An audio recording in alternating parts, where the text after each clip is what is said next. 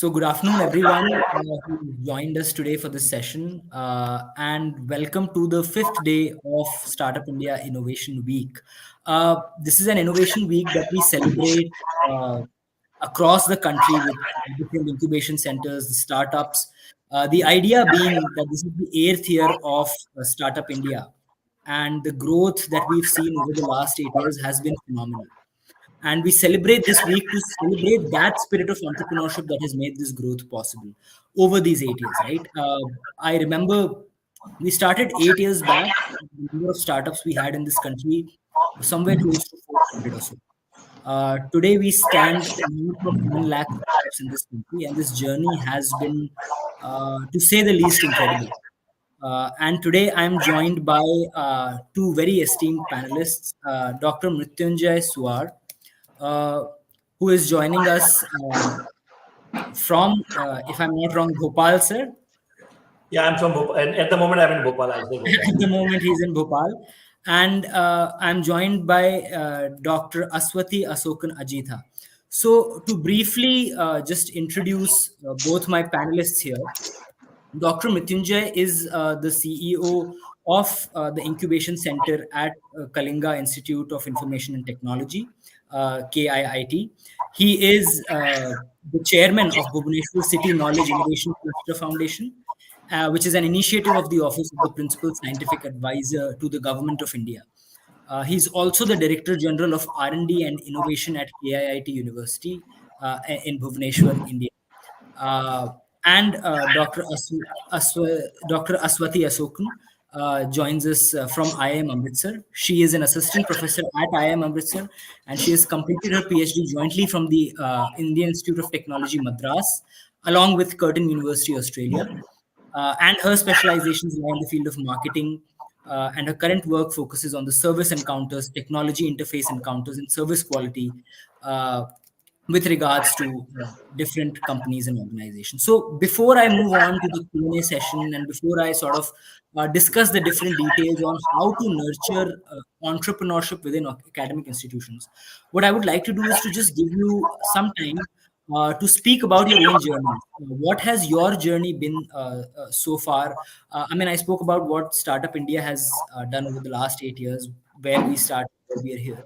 But I want to hear from you on what your journey, what your interactions with startups has been like, how you have seen this ecosystem grow over the last couple of years. So, if I could please have Dr. Mrityunjay, if you could Yeah. please take the stage. Thank you, Suyas, for inviting me to this platform.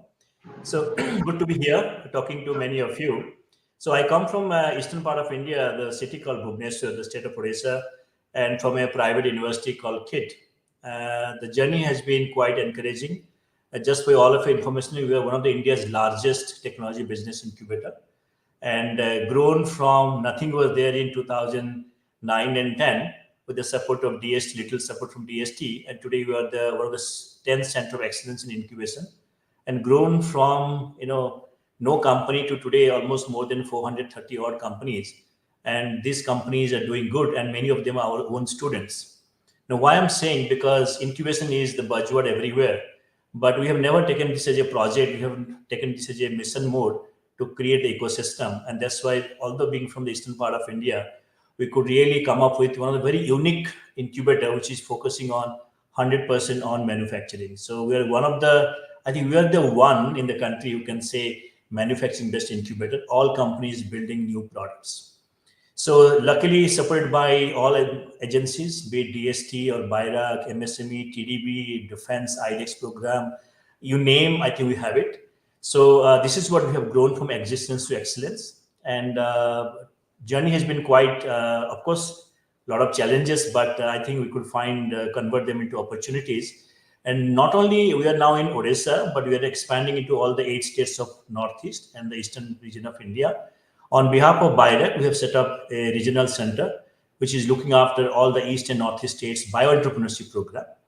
And under the, so the incubator is not no more a classical incubator of some space, but it is really growing up and up. And right now we are not only promoting startups, but also enabling technology deployment programs, bringing more industries, anchor industries on board, and helping their problems to be solved, and then do more B2B transactions through our startups enabling platform.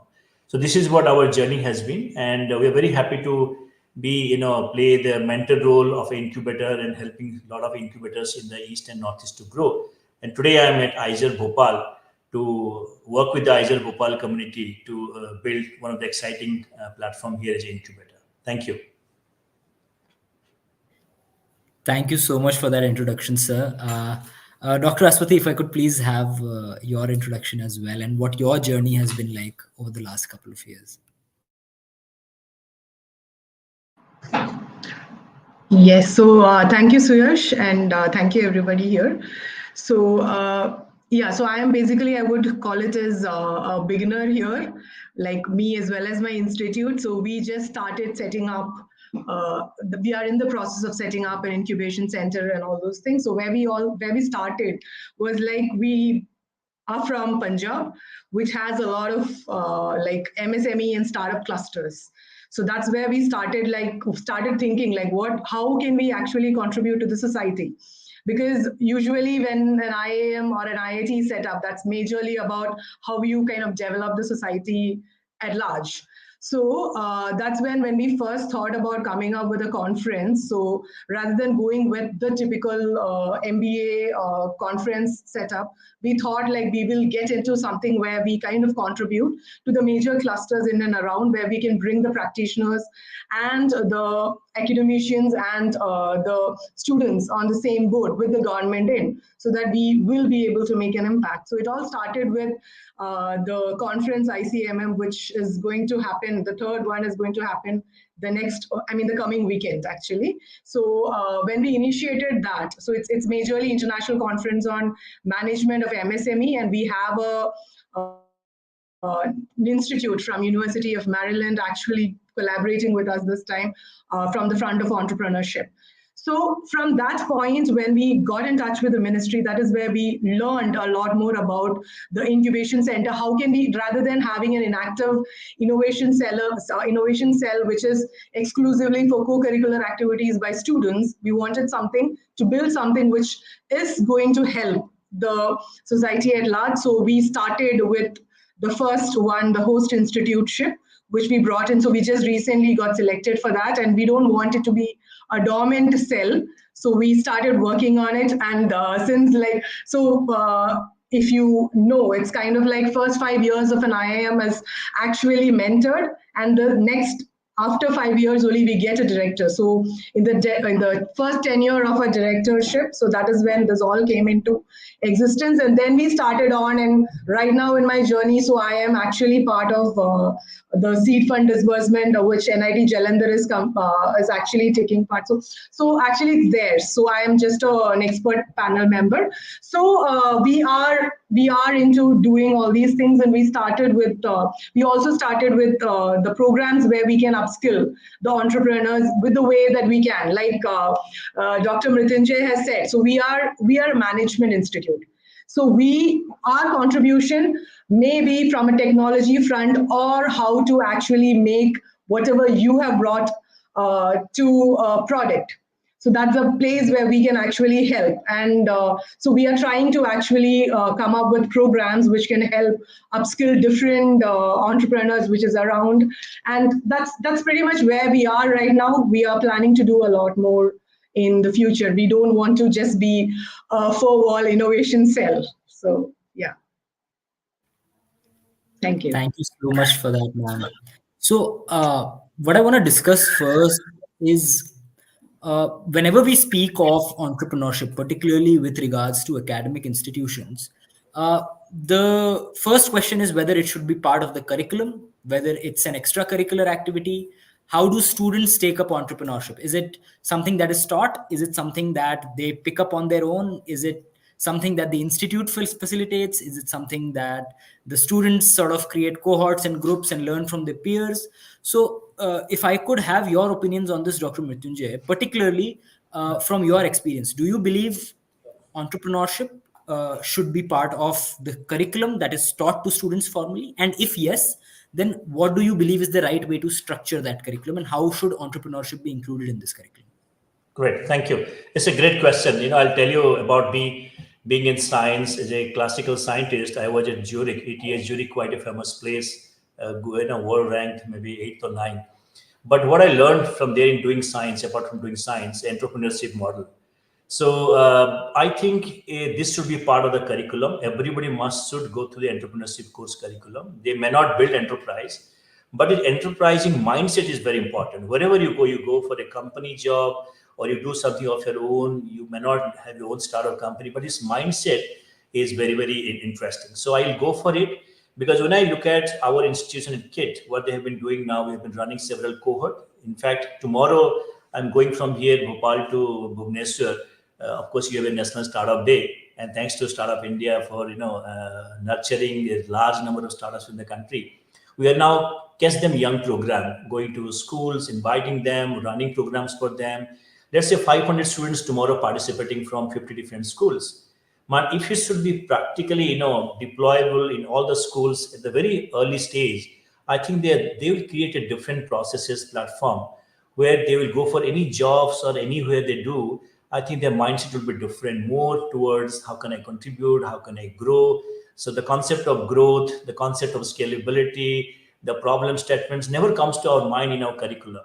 If that comes during our studies or during doing PhD program, for example, research program, if you understand that, I think we can do wonderful job. So what I feel entrepreneurship is a structured capsule program should be given to all the schools, all the departments in the school level, college level, university level, including the PhD scholars, because they have to understand if the 3 4 years they do PhD, what is the ROI outcome in there? Can they say, okay, I'll not only publish papers, I could file patent. Even the outcome of the patent is so much of commercialization potential of the IP. These languages are missing in our curriculum, in a normal curriculum. So even the NEP talks about it these days. So I'm very sure that curriculum should be compulsory, maybe at least one subject of it. At least let them understand what the journey of entrepreneurship could be. Let them decide whether to take it or not. But I feel that important. Looking at KIT University, how it became popular. When we started our incubation center, started a program of entrepreneurship as a part of capsule course. Even the students from electronics, electrical, all they came to a school, to an incubator, which is running this program. Not in each schools. Right now, we have all schools has got program, be it go to mechanical or electronics or electrical, including now we are putting in the medicine, School of Medicine. We run a clinicians peer support program all about entrepreneurship in clinical field. This has attracted a good number of people, and that's why we have now 430 odd companies, and they have been really, coming forward, picking up our students who has enterprising mindset. So I'm just trying to tell those who are listening to me, the students crowd, if your mindset is more enterprising, you will be hired by the company if you really want to join with a better package, with a better revenues, with better strategy. That's what I want to tell you. Of course, all of us cannot be entrepreneur, but it at least can develop enterprising mindset. And entrepreneurship course should be compulsory in all this education ecosystem. Thank you. Very well said, sir. Particularly about developing that entrepreneurial mindset, not just becoming an entrepreneur, but at least having that mindset. Ma'am, I would like to know from you. I mean, you come from an ecosystem where it's not primarily dealing with undergraduates. It's not primarily dealing with young students. You're coming from an ecosystem that deals with primarily postgraduates, people who are coming for their post graduation, MBAs, and so on, right? Uh, how do you believe entrepreneurship is included in the curriculum of such institutions who are focusing on post graduations or focusing on MBA programs or higher education, uh, not particularly technical or engineering or scientific based education? How do you believe entrepreneurship should be included in the curriculum of these institutions so that the students who graduate, so the students who go out, instead of being job seekers, start slowly and gradually converting to job creators? So yes, so it's like I agree with Dr. Mrityunjay in saying that it's all about developing a mindset. So it's about giving a perspective. If you see a person who is accustomed to entrepreneurial background is more aligned to thinking of whether that is an option that they have. So the person who is not like seeing it on a day-to-day basis or knowing about it, will not have that as an option in their choice set, right? So the problem is like knowing that there is this as an option, entrepreneurship as an option. For that, I think from school onwards, people should know that this exists, not just as some great talks by the successful entrepreneurs, but a course which can actually help them know that this do exist and this is a possibility.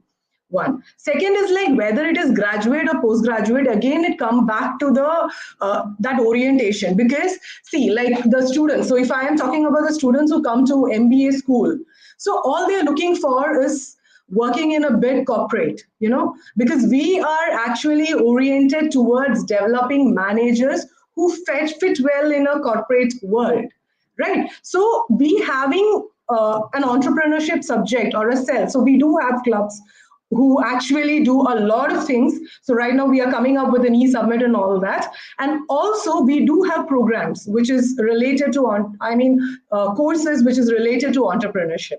But the major crux is whether students are interested in that. How do they see the risk which they have to take? Because that's an easy option to make. So when the campus placement comes in and they get in, it's kind of a safe bid. Whereas the other one is a risk taking. So the entire orientation is towards like whether they believe that they have a creativity. So it so happens that sometimes we don't even know what innovation means. What is the level of creativity? You're not asking them to just do something which is totally not known to anybody, right? You're asking them to make a difference, which is going to make a difference to a whole lot of people. But do they really know that?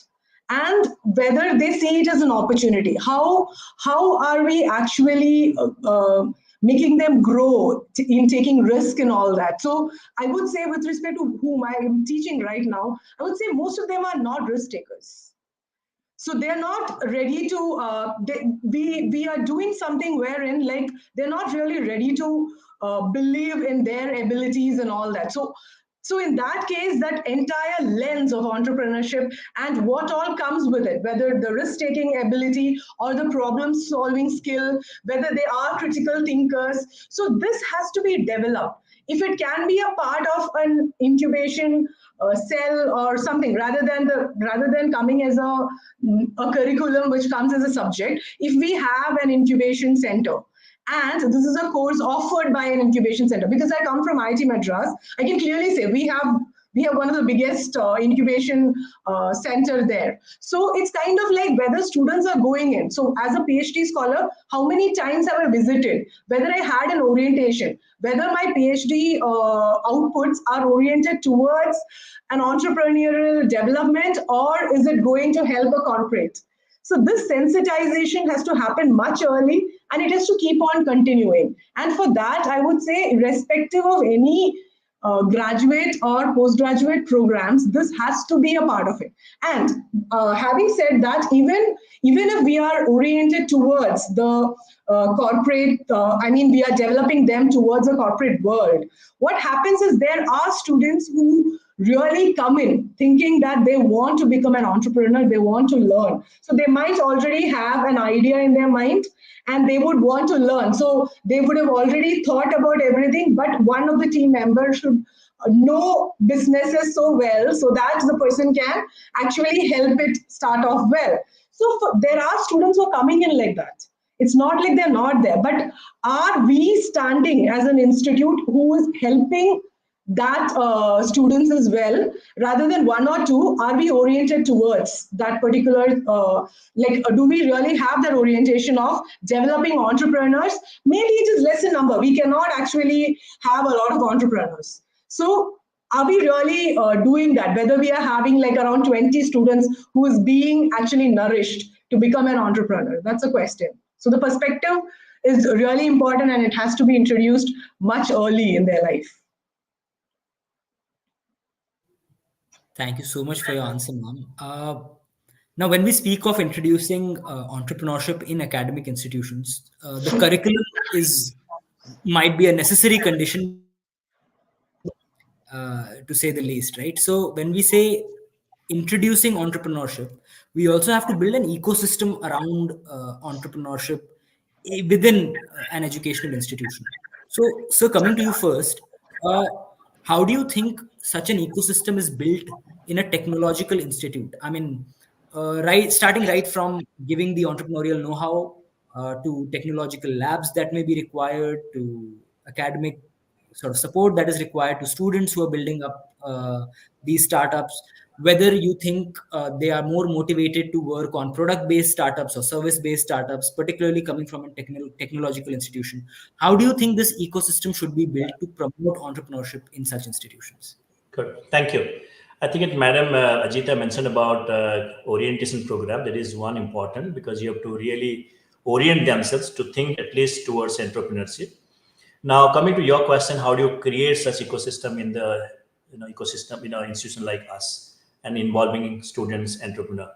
Now, you have to create platforms. It cannot be again same professors talking about same subject, or very biased towards his own area of research or innovation. So we always call them, if some of the professor comes forward, we run a program for them called a mentorship program. So they have to behave as a mentor, not as a professor, because two are different entities, two are different individuals. Now, we create technology enabling centers, which is really bringing industries very early stage on board, talking to somebody who wants to be, let's say I want to be entrepreneur, somebody wants to be entrepreneur or innovator, at least not entrepreneur. Then we bring in these industry people on board, academia who thinks like this, to take problem statements, let's solve it, build prototypes or proof of concept. These guys come as a mentors and work on a very structured problem statements. It has to go through a process of refinements, because the problem which comes from innovator or students are not refined properly, because they have inclined towards innovation, but they have never refined innovative problem statements. So how this mentorship group help them, not to reject them, but to help them, facilitate them, to take them through a process of learning and designing the right problem statements. So institution like us, we have very structured called TEC, Technology Enabling Center, which brings in faculties. There is a lead of TEC who is not the academic person, who is from outside, whose job is to bring in mentors, industry people as and when required, including industry bodies. So they will work with the students to create interesting problem statements and start building proof of concept. And there the incubation ecosystem, like we come in the picture, provide some sort of support and ambience for that. So apart from that, for example, you build cohort. So I always realize in last 10, 13 years, let's not dilute our platforms. Let's make it very specific cohort based. So earlier we started a defense cohort. You'll be surprised. There are so many exciting innovations coming, and they don't know about that there are many agencies supporting defense based innovation. So how do you bring them in your cohort and then try to help and build a mapping exercise, what exactly they need to be done, what they should go to next level, bring in those kind of enablers for them and see that they're moving up and up in terms of technology development. So we call TRS, technology readiness level, or the market readiness level. How are they getting advantage from our ecosystems? This is also one. So institution like us has to create such platform under, either you call them as a enabling center, or you call as a pre-incubation center, or you call as a somewhere called e-cells, or you call them a incubator, technology business incubator, accelerator. All of them has to build platforms which are very, very specific. And if you create that, I'm sure you'll create a bigger critical mass of innovators in thematics areas, like one, let's say defense, agri-technology, digital health. So you build such thematic cohort every month. You will look at our website, and every day you'll find programs happening, not just as a program, but program has an outcome. So we create platforms which runs program, and programs should be outcome driven. Do I get two startups in my community, to my community? Do I get two startups who is building the prototypes in a prototyping center? So I think we have to, the incubation center or any center which I said has to really work as a startup, because our job is to build our ROI concept, build a team, grow the team, bring funding, grants, investments, all sort of sectors. So I think that's what I feel institution like us, or anyone like, I am, Amritsar is quite a reputed one, should build up platforms, processes, policies to really bring in mentors on board, bring in students to take into innovation entrepreneurship. I'll tell you one example. We have a company started by a BTech student, third year, and he was given a lot of support from our institution through the policies which incubator helped the institution to build or to implement, so that the guy can really get into next level. Also, of course, he will study. He has to study. He has to get some mark. But he's not a topper, but he could hire many people today. One company, if you'll watch out, called Far Eye, which became one of the India's, getting towards unicorn, is now a 9,000 crores company. First of all company, because of policies, platforms, and conducive policy. It has been always, advocating on that, build policies, framework, processes which are very student friendly. And if you really want to get into entrepreneurship, everybody is going to support you, including the leadership of the institution, which you call dean or the vice chancellor or the, you name them. So we have to create such processes, and then only you can create a conducive ecosystem, help them as and when required. For example, I run a program, what is next? So you should always ask what is next. I found 10 innovators, what is next? They will not stay with you unless until you have an engagement program. So we run a program, afterwards we run a fellowship program, or you run a co-development program, or you bring a team building program. So when they're engaged with you, I think they are going to create something exciting things, and you should know how to help them. You may not help them, all of them, but can you connect them to some other people who really take them to the next level? So that those clarity the institutions should have, and they might run by professor. I'm also a professor like others, but the professor has to be more enterprising. There is nothing called tomorrow. It has to be solved today. The startup is coming today to you, innovators coming today to you. You have to talk to him or her today, now itself. It cannot be postponed. As a professor, I can tell my student, okay, let's meet next week, not with startup. Can we change this mindset? Can you bring this culture? If that is happening, I think a lot of exciting things will come up from our ecosystem of innovation and startups of the country. Thank you. Thank you so much for the answer, sir.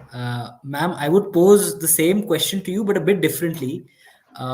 So, you don't necessarily see students coming in from a very scientific background, and definitely not having the same kind of, let's say, science-based labs, technological labs, as are sort of available in a technological institute, in a management institute. So, what kind of shift do you see in these ecosystems? Let's say transitioning from a technology institution to a management institution. Do you see a difference in the kind of startups that are thought about? Do you see a difference in the kind of sectors that are focused on? And secondly, in such an institution, how do you then go ahead and build an ecosystem around entrepreneurship within the educational institution? Okay, Suyash. So actually, yeah, there is a difference in the way where we look at entrepreneurship, but still, one thing that stands true is like you being a professor of one area doesn't mean like you can be a mentor. So usually it goes with the strategy area. So we have seen in certain business schools where there is a group of professors who are spinned off from the strategy to create an entrepreneurship department in itself, where they take care of the entrepreneurial activities and come up with the incubation center, which goes aligned to that. But with respect to the problems that we solve, it might not be the hardcore scientific technologies, but yes, there are certain technological enhancement which we can give in the form of like developing a proper ecosystem for whatever is the core product that you're having. So you might be having a product which conversion into a viable product, having an ecosystem which can actually help you there. So in that technological advancement and the way we transform digitally and all, so those things we will be able to provide the support for creating a viable ecosystem for an entrepreneur to sustain in the market. So it's like, what next? So how well can you have your product, make your product viable in the market? What all can be the various differentiating things that is there in your product, and what all can be the bunch of things which you can offer? So those comes in the as a part of management school, or the thought or the orientation, I would say, because we are majorly on how do we create business, how do we kind of grow our money, how do we actually grow our product, how do we grow our market share. So we actually are worried about that. So that aspect can actually come in, because the when they do startup presentations, which I have been part of, they have a very innovative product which is patented and all. But how do they bring it to the market? So that identification of who all are the stakeholders, who all will be interested in your product, whether the stakeholders will be in a position to take your product over whoever is already currently solving a similar kind of a problem. So you're always trying to solve a problem in a better way, or you identify a problem and solve it. So if you're identifying a problem and solving it, yes, you have the advantage of being the first mover in the market, but there will be a lot of other people coming in. So how can you kind of enhance that product? So I'm talking with respect to product, but yes, the pricing of that particular product and having a competitive advantage and all is something which is something which we can actually assist. So our incubation center can actually help in developing that kind of an ecosystem, even with respect to venture capital ecosystem. So So that's go to what market development. strategy. Yes, Go to yes. market strategy. Yes. Go to market strategy. And yes, again, coming to the finance part of it. So that's given more priorities these days. But yes, do we have a venture capital ecosystem in our hand? So we as a country, we are still underdeveloped with respect to that. So how do we actually reach there? So these are aspects or pockets which management actually can come in. And I always feel that it is a business ultimately.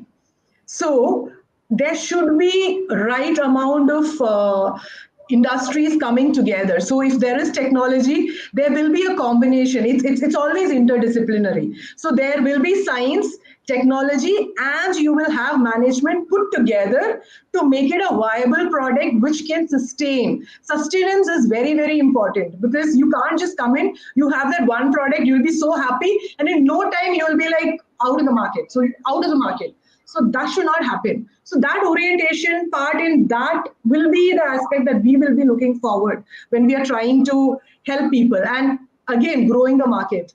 So you are in Indian market. So how do we manage the logistics if you want to go abroad?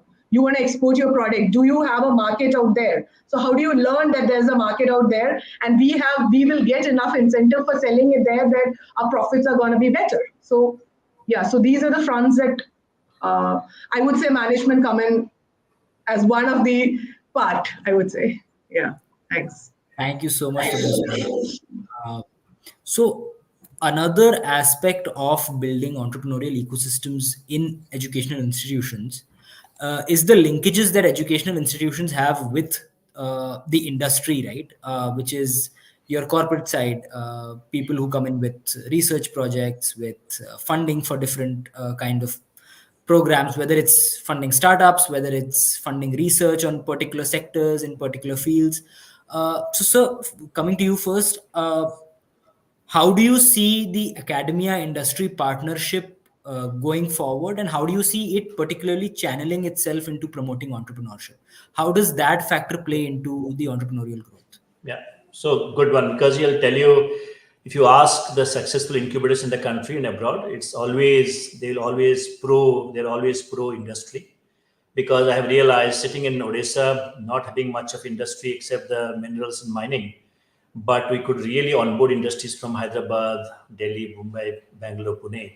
The whole idea that startups are in a risk phase because they're developing on innovations, technology development, which might succeed, which in terms of commercial viability, as Madam mentioned about it. But many of the anchor companies, you call them anchor companies, industries, right? So they look at these startups as the enabler, solving some of their problem statements. So what in the risk phase of development of something exciting things, if industry comes on board and talk to your startups, innovators, and both sides can be benefited, which is scalable, sustainable. How I can tell you now, look at many of our, let's say, our deep science tech startup companies are really struggling with investment funds because they are not ready in terms of market readiness level or technology readiness level, because it takes time, the gestation period is quite long, but they have to sustain, and government cannot fund them for long. So many startups, so what we bring in industries who has a problem statement, and startups are solving part of their problem statements, and industry wants a solution but they don't want to solve it. Can the startup do the job and really sustain in that risk phase of gestation period? Those who are successful, they go to next level. I have very examples, very structured, very successful example. who is, Nusrat has been a quite a deep science lady, and she is now working for some other, creating technology. Others are going to use it, other big companies.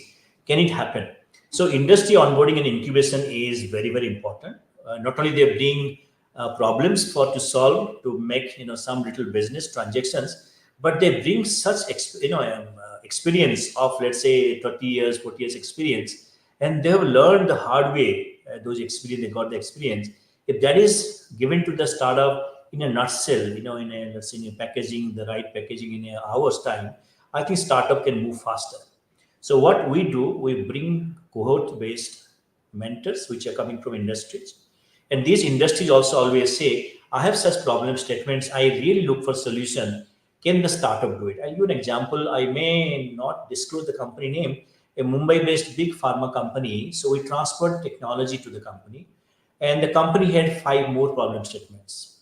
And these problem statements, one is very close to, solved by one of a startup company. So they said, yes, if he can develop it, there is a, transaction of some multi crores. Just imagine, startup doesn't know, the industry doesn't know, we came to know. So how incubation center can be enabler to bring industries which has a problem, and you have already mapped which startup is solving it in your ecosystem, in other ecosystem. Can you bring that bridge? That multi crores is going to change the future strategy of a startup company, because every deep science based company is struggling in getting funds, because I told you it takes a lot of time to build their innovations or the ideas into product. It takes 5 years, 10 years, even sometimes 15 years. Many times they fail because small molecule drug discovery, these 99% they fail. But you have to experiment, you have to, take them, those ideas to future. So I'll be always, always pro. If you come to ecosystem, we have large companies today only sitting in here. Somebody is want to develop a vaccines from viral. I just called Krishna Ellaji, who is the founder of Bharat Biotech, on call 5 minutes, and hearing from Krishna Ella 5 minutes is equivalent to the guy, the innovator, getting experience of what you would have got in 3 years. So that's what I think you have to bring, and you have to bring authentic industries, not all industries, authentic industries, thematic industries who really pro startups, and they should not kill startup, rather they should nurture startup. And that's the message I want to give to all my innovators. Of course, industries are important, but authentic industries, pro startup oriented industries are much more important than all industries. So that's what I think I could tell you. And mentorship from us or from Ajitha madam is different than mentorship from a person who has built bigger companies, who has scaled. He or she brings the knowledge of scalability, in terms of affordability, how rotavirus vaccine was so expensive importing, and now how he could make, I think, 1/100th of the cost. So affordability, scalability, we cannot just speak just like that. If such people comes, I think this is going to create much more vibrancy in ecosystem, and your startups will move faster because it's a competition. You cannot wait for years to go. Like I, as a professor, can wait for 3 more years to do some more exciting experiment, but startup cannot wait for that. So I think we have to build our strategies, bring right kind of industries on board, and see that they're not only solving industries' problem to survive, but industries providing the right mentorship so that they grow, they scale, and they also bring the concept of affordability and right regulatory practices, compliance, certification, because many of such things are not structured, packaged so that we understand, just going through a book. I think there is no book which can tell you that yes, this is the way you have to go for your certification, because many things are still not solved at the moment. So this is how you need more industries on your board to mentor, apart from marketing, management, MBA professors, technology professor. And I agree with Ajitha madam that what she said, their role is important. I think they play a major role than us, because technology will play 10 to 20% in terms of growth. The rest is all about management, marketing, business, PR, branding, all. I think I don't need to tell you. So everything is important for us. So that's what we bridge in incubator. We bring industries very heavily. We bring mentors of industries. We bring in people, those who retired from industry and they really want to contribute, because the experience they get from the old technology to modern technology is much more exciting than from only one side of the mentorship. So I'll go for it. I think I echo industry's involvement in incubators are more and more important as compared to other professors as mentors. Thank you. Thank you for that, sir. And if I had to pose the same question again with a slight twist to you, ma'am. Firstly, how do you see the industry academia partnership pan out in management institutions, and how do they help and support entrepreneurship? And also, how does inter-academic collaboration work? How does collaboration between academic institutions help or can help potentially startups and the entrepreneurial ecosystem as a whole?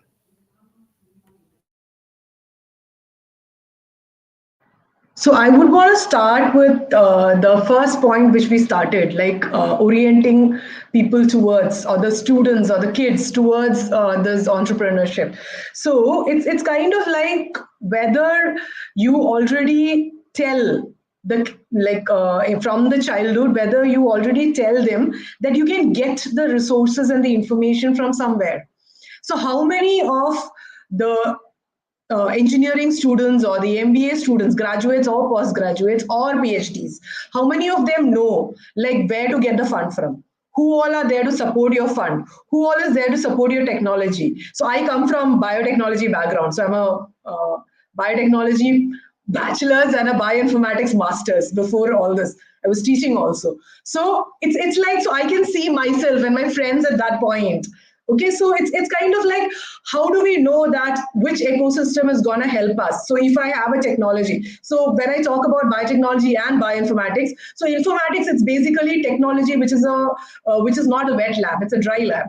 Whereas in biotechnology, it's a wet lab. So who all is providing? What is the deliverable that you have to show so that you can get and you can at least have an appointment, you can discuss your idea to a person. And where do you get the funds? There's a whole lot of schemes which government of India is providing. So how many of us know it? Even with, I mean, to the level that we are in, we have chat GPT on all our devices right now. So how many of us search there and figure out whether we have like all the information there? So it's all scattered there. So can we kind of start bringing all this together? We cannot always give everything, but at least no, look up here, reach out to this person, as professor was talking. So it's kind of like, who can reach out to them? At what level should they reach out to them? And while they are reaching out, what else should they have? So to make the product viable, whether they have some other person. So this is where the collaboration comes in. So I, as an entrepreneur, cannot just, so I will be part of one incubation cell to start off with. But that incubation cell will have collaboration with industry as well as other institutes. So for example, when we talk about universities, so the advantage of universities is that they have engineering, management, everything together. So one of my colleague who did PhD with me in IIT Madras, so he's done it in finance. So he has, because of his supervisor, he's become absorbed. He has been absorbed into a startup, which is now doing really well. So it's kind of like, so, but then they're not doing all by themselves. So the opportunity that they have is they have technology, management, everything together, and that interdisciplinary is coming in well easy. So others like us have to find out. So it can be other industries, it can be industries, it can be institutions. So there've been this thing like industries have come to us to say that we can actually make all the problems that we are trying to solve, we can create a database and share it with you. Will you be able to do something? And we said yes. We said we can make it as a capstone project, because every courses that we do here have a project, and students are happy to do capstone projects because they are also seeing an output. So, but then the thing is, it's just students. No, it's mentors. So there should be a team who's ready to be a mentor from all domains. So probably if I am there, I am from the marketing domain, but that doesn't mean like I'm an expert in every marketing areas, right? So you need that orientation from those people. If it is inside the institute, then whatever you require, can you collaborate with any other institute? Okay, so that is also important. And then which all industry to come in, whether you have the right industry. So if I'm doing, like, if, for example, taking marketing itself, so having a PR, having a viable product out there, how do you package it and make it look attractive for the audience? So do I have the promotion industries of the government with me? Can I go to them for any? They also have a lot of fun. They also give us a lot of support. They also have design labs. But are we using them? So that's the question. So if we are setting up an incubation center, we cannot work in silos. So whether it is a management institute, whether it is a technology institute, whether it is a university, we always need the stakeholders coming in. And how well an incubation center can be a platform to like receive a lot of collaboration like that actually enhances the entrepreneurs who are present in that incubation cell. So as an institute, so if we, when we come up with a proper incubation center, we would want to have as much collaboration as possible, not just to, for the records where like it showcases that, oh, we are collaborating with that many people. No, but to actually provide, so that's part of PR, but then this is to actually provide all the skill sets possible for the incubation center, that you can, I will be sitting in another panel like after 20 years stating that there was somebody who came in and the business is growing because of the collaboration that came in and supported the person, and not just we as an incubator cell. So that's where we all have to look forward to, and we have to do things so that we can bring all this together. Thank you. Very well said, ma'am.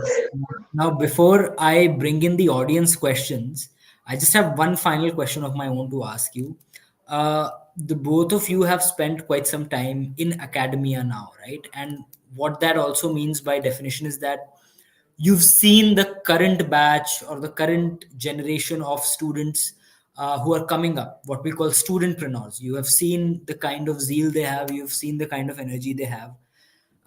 Basis what you've seen in your experience, where do you see the startup ecosystem, let's say 10, 20 years down the line? Because the students who are still students today will become leaders and entrepreneurs and startup founders and unicorns and sunicorn founders tomorrow. uh, where do you see the startup ecosystem 10 years down the line, given your experience of the students that you're seeing today? So sir, if you could take that question up first. No, I think one I see today, looking back in 2010, 11 when we started, we didn't have the pipeline of getting innovators, entrepreneurs, change makers, whatever you call them now, or job providers, right? So, but today there is a lot of encouragement, lot of support program. It's through Startup India. We have a lot of schemes coming forward, incubation system coming forward. I see a lot of thing has changed at the moment, at least taking the risk towards entrepreneurship. When we run program in our campus, or right now I go to other institutions, be it Northeast, for example, 100 startups being promoted now in Northeast through our involvement. So looking at the current situation, the push from the government, from the ministries of all sectors, SNT to electronics to MSME to, you name them, defense, DBT, BIRAC and all, I could see a large number of companies to float it. And it is already growing up and up. The number, that's why you're talking about 130,000 startup company coming forward, is because of the push from the government side. Similarly, there is already push from the student community also. Not only the e-cells are active in some of the institutions, and of course many places not, but I could see where it's active, where they see values, where they see support coming in, where they see things are happening next day for them. I think their ecosystem is quite matured, and I'll vouch for what we have built there. That having said 430 odd startup companies, more than 250 are student-based entrepreneurs, and some of them are really doing extremely well.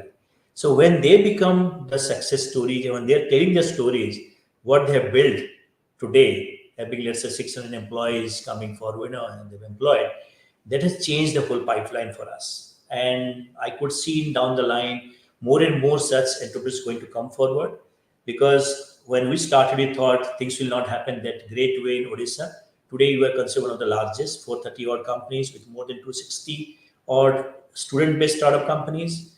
And they have raised more than 1,400 crores private equity fund, created more than 6,500 jobs, and the number is now increasing and increasing. We cannot stop it now, and that's why our incubation, which is now at 130,000 square feet, is coming up next year, and it's a 22-story building, is one of the India's tallest innovation tower. Imagine it's happening in Odisha, not anywhere else. So the number is going up and up. Students are coming forward, and but you have to build the right infrastructure, the right ambience, the right vibrancy. I'll tell you, we have 106 employees in the incubator itself. It's more than any school. Now we have from business, marketing, IP, tech transfer, investment sector. Tech transfer has got 7 manpower, IP has got 3 autonomy. It means we have large pipeline coming into us. So we have to bring such platform, and I could see the way Government of India is pushing. It could be Startup India seed fund. Every time I see many institutions are leveraging those funds, and it is going to grow and grow. And but again, same time, you have to build successful or structured or very thematics based incubator, which will really address the problem of startups or the innovator at the right time, right point, and create the vibrant ambience ecosystem. So I think India is rising and shining, and I come from the eastern part of India. I could see Odisha is now in the top in innovation startups because incubation system playing a bigger role, and students are coming in taking up challenges and converting them into opportunities. I have many ODIA-based startups, innovators who are now making good companies, 50 crores, 200 crores, 100 crores companies, and I think their number is going to grow up and up. So same thing for the country, and Odisha can do it. Bangalore is doing much bigger way. Delhi is doing bigger way. Amritsar is going to do. Everybody is going to do. So it's the student community is now much more knowledgeable. They want to take risk, and I think it is going to grow and grow in the due course of time. Thank you. Thank you for that, sir. And ma'am, if you could shed light on what your experience has been like with the students and where you see the ecosystem in 10 years. Yes. So it's like they have better opportunity in knowing things. So because the ecosystem itself has grown, like from 2010, where we are right now. So we are in a place where there's a lot of information which is there, which whoever seeks out will get it, and they kind of can find a lot of those. So and the minds are getting sharper and brighter, I would say. So people have the idea, so they develop it. How many have the perseverance to kind of perceive it, continue with it, pursue it? So that's the question. But still, it's kind of like you have a lot of support mechanism. And in the last decade, you will be able to see how many incubation center is started, how many incubation center is actually supporting the entrepreneurs. So that has drastically grown. So right now, all they need to do is gain the right sort of skill and hone the idea that they have in their hand so that they can go ahead. So I would say that they have the risk taking ability if they can actually see that yes, this is going to be a better idea which I can go ahead and do it, then it works. So I would say with the students that I'm seeing, it's like the drive is more important. So people who have the drive, people who think like we want to do it, when they come in itself, so that has always gone forward. So I would say it totally depends on first their risk taking ability, and second, they believing in the idea and themselves that they can make it, right? So that actually helps, and there is a lot of platform for them to grow. They have competitions, they can participate in those competitions to be sure that they can move forward with. So they get their ideas and plans vetted even before they approach an incubation cell. So that ways opportunities are more, and there are people who are taking this as an opportunity. Yeah.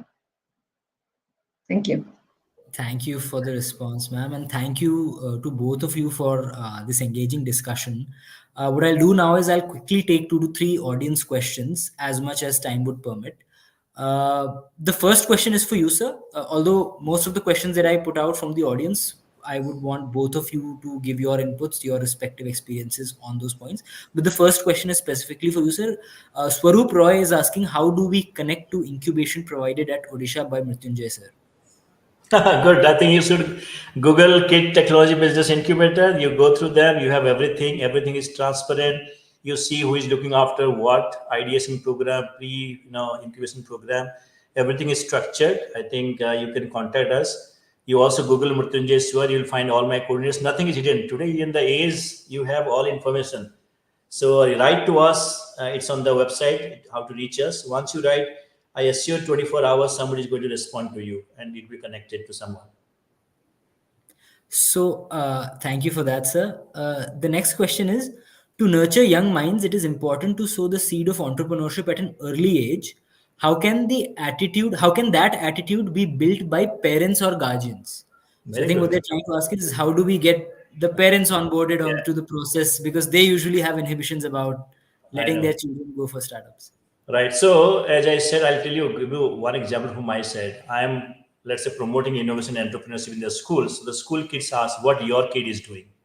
So I always put my kid in front. So he's also in the 11th standard, got now getting patents, getting one, funding from a petroleum company to convert a weed waste to particle boards. So that's an example. So to convince parents, you have to bring students who have done this in the front. They should tell the story in front of the parents and the students. This is much more convincing as compared to a teacher, because teachers, they're always in the mind, they will all talk what they want the kids to do.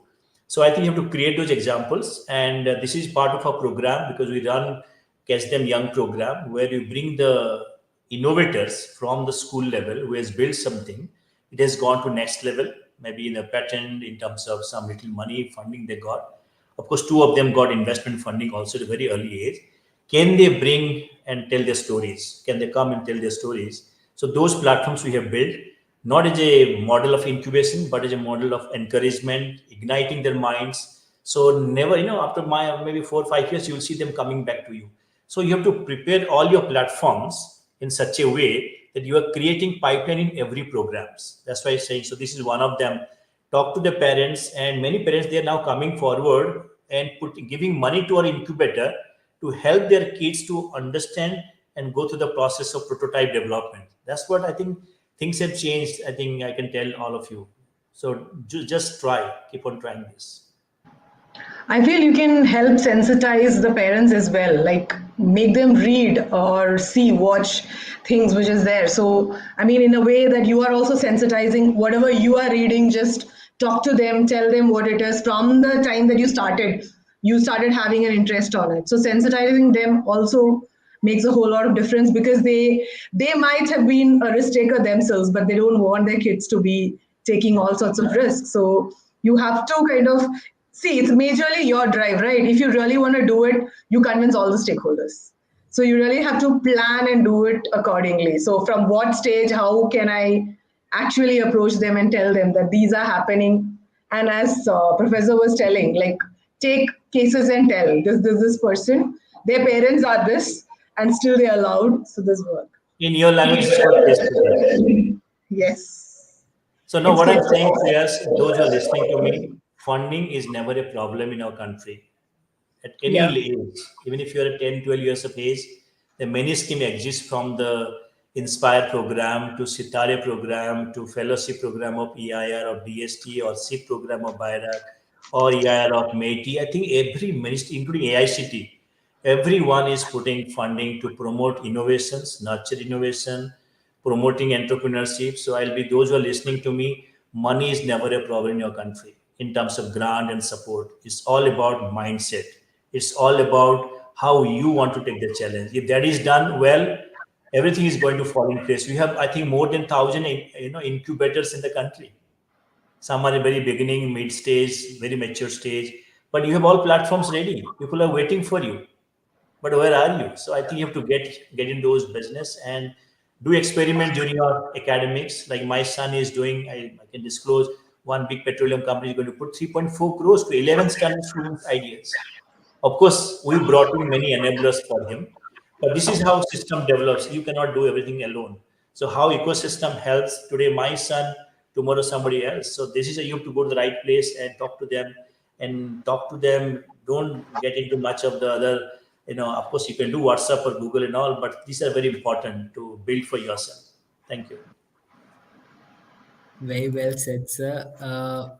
What I'll do is, to all the audience members, I'll just take one more question for the live session now. If there's any other questions, I'll channel them through us to Dr. Mrityunjay or Dr. Aswathy through email, due to purely a paucity of time. So the final question for today is, please suggest ways in which outreach can be effective in reaching out to students from rural areas so that the seed is sown equally to students across the country.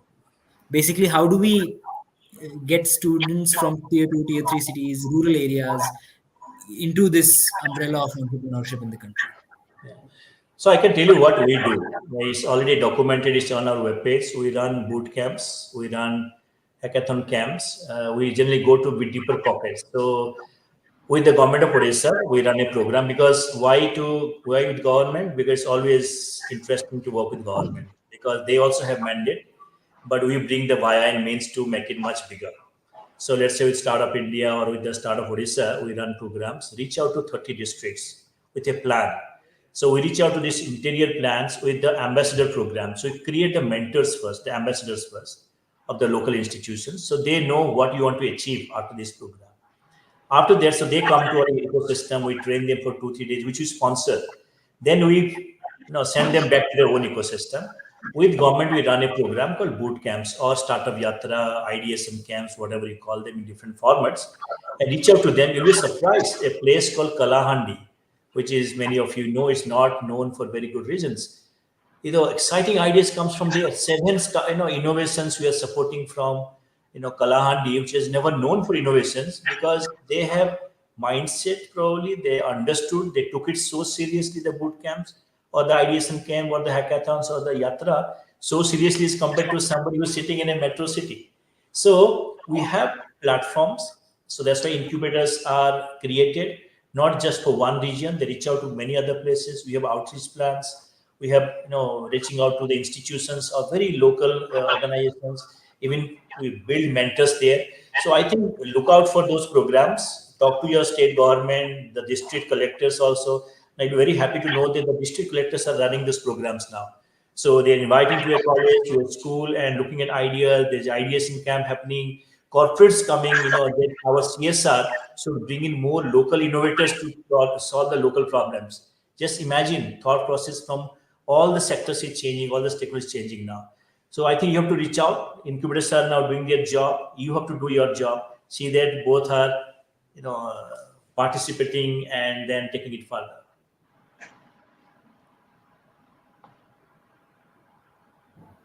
Thank you for that, sir. And man, if I could have your opinion on the same, how do we get students and entrepreneurs from the rural areas in India into the umbrella of entrepreneurship? So I would say that Professor has actually, he is the right person to actually answer that at this point. Because for us, what we can do is we can just work through, right now, if I'm telling with respect to IIM Amritsar and we have an incubation center, then I would say that we can channel it through the ministry for the first hand, because that's the only way out at this point. And there are a lot many subgroups like forums, which is actually run by ministry itself. So we get in help with them. For example, we have reached out to Fiki Flow, where the startups of the female, like they get on board. And then there are She forums and all PhD chambers ones. So we can go to them who has connect to the rural area. So right now I can say only that, because that's the way that we channelize. Once we start building, then we will have our own route to reach till there. So until then, it's basically there will be a mediator in between who is going to help. So reach out to the right mediator. And yes, as Professor was saying, district collectors are actually helping us channelize to them pretty easily. So that's another way which we can run for now. But yes, as we try to expand. So for example, if I'm doing it here, so in Amritsar, we can go to the nook and corner of Amritsar. Rural, urban, it's all together. But if I'm considering Punjab as a whole, right now we have to channelize through these mediators who are going to help us. Thank you. Thank you so much for your answer, ma'am. And I want to thank both of you for the time that you've taken out. Really appreciate your patience. Really appreciate the fact that you've taken out time on a Monday afternoon for us and interacted with our guests and interacted with our audience. So, really, thank you so much to both of you. Here's to hoping not just the best for us, but for the whole ecosystem in this country. And wishing you all a very happy National Startup Day tomorrow. So thank you again to Dr. Mrityunjay, Dr. Aswathy. It was an absolute pleasure talking to you, an absolute pleasure hearing your thoughts, and hoping that we can connect sometime in the future again and have such Definitely. Thank frequently. you. Definitely. Yeah. Thank you, Thank Shreyas. you. Thank you, Dr. Ajitha. Thanks to all the participants. Thank you, everyone. Yeah. Thank Thank you, you. Suyash. Thank you, Professor. Thanks to everyone. Thank you. Yeah. See you.